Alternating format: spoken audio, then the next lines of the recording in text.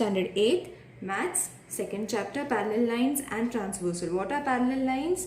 These lines which never intersect with each other are supposed to be parallel lines. They will never intersect each other. Whereas what is a transversal?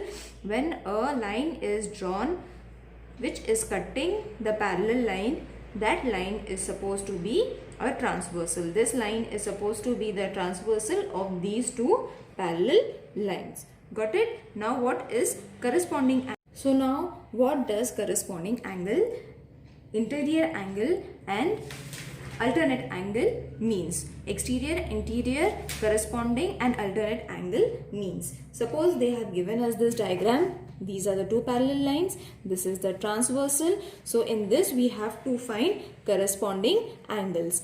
From this figure we have to decide which are the corresponding angles. Now first we have to see what are corresponding angles. If the arms of two transversal of a pair of angles are in the same direction and the other arms are on the same side of the transversal, then it is called, the pair is supposed to be the corresponding angles. We will see one example, then it will be more clear to you. Now suppose we take angle CDA and DEF. You will see that their arms are in the same direction.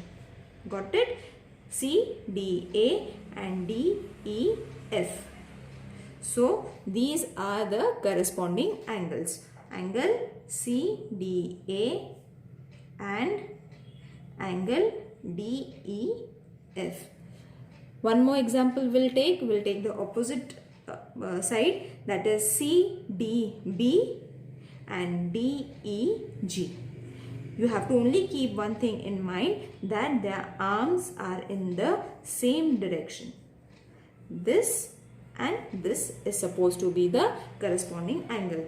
Got it? So you have to write the names in this way. Now moving towards interior angle. What does interior angle mean? A pair of angles which are on the same side of the transversal,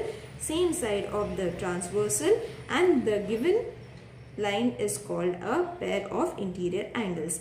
We'll take one example, A, D and E.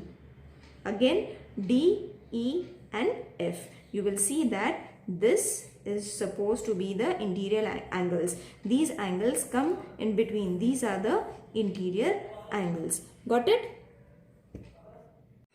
So A, D, E and E, D, E, F are the interior angles. You will have to mark it in this way. So write them down. One more we will take, that is B, D, E and D, E, G are the interior angles. Got it? Now alternate angles. Alternate angles are very easy to recognize and they are very easy to write it. So first we will take what is the alternate interior angle and alternate exterior angle. There are difference between the two. So you have to just keep one point in mind. I'll tell you what it is. A, D, E is in interior angle and DEG, it forms a Z. Whenever an angle forms a Z, that is supposed to be an alternate interior angle. Got it? We'll take one more example, BDE and DEF. BDE then DEF are supposed to be the alternate angles. Got it? Interior alternate angles. Now what are exterior alternate angles? C, B, C, D and B. Then the other pair will be F, E and H. These are the exterior alternate angles. They are opposite. You will see that these angles are opposite. CDB and EFH are exterior alternate angle, whereas interior angle forms Z. That's it. They will form Z interior and exterior will form alternate angles at different points in this way.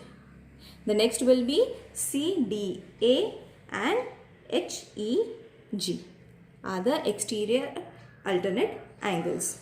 Hope you understood. Now moving towards the exercise 2.1. In the same way, we have to recognize what is alternate angle, exterior angle, interior angle, corresponding angles. So the first question, they have given us the diagram. We have to fill in the blanks, and from this figure we have to find the corresponding angle. Now, which is the corresponding angle for P? As I said, corresponding angles means the ones that form a C, and that also in the interior of the diagram. So what will be the corresponding angle for P? W. Got it? C. Okay. So angle P and angle W. Got it? So the next question, corresponding angle for Q. Now what is corresponding angle of Q? It is going to be X. Got it? See, Q and X. In this way we have to find the corresponding angle. So again one more question is R. For corresponding angle of R is going to be Y. S is going to be Z. You have to just form this type of a figure for finding the corresponding angles. Now interior alternate angles. What are interior alternate angles? We have to write it in, fill in the blanks. Interior alternate angle for S is going to be X. See, alternate angles, I said interior angles we have to form Z. So what is the angle? S and X. Next is W. Find the interior alternate angle for W. W in this way, it will go up and this. So it is going to be R. Got it? W and R are the interior alternate angles. Now the next question is, observe the angle shown in the figure and write the following pairs of the angles. We have to find the pairs of the angles. First is interior alternate angles. As I said, interior alternate angles we have to form Z. For interior alternate angles we have to form Z. So first is angle C in this way, and it is going to be E. Got it? We formed a Z. Next is B in this way, B and H. Got it? B and H. These are the interior alternate angle. Corresponding angles, A corresponds to E. We have to form for corresponding angles what kind of figure we have to form? We have to form this or this kind of figure. So if the corresponding angle is A, E is going to be its pair. D, H is going to be its pair.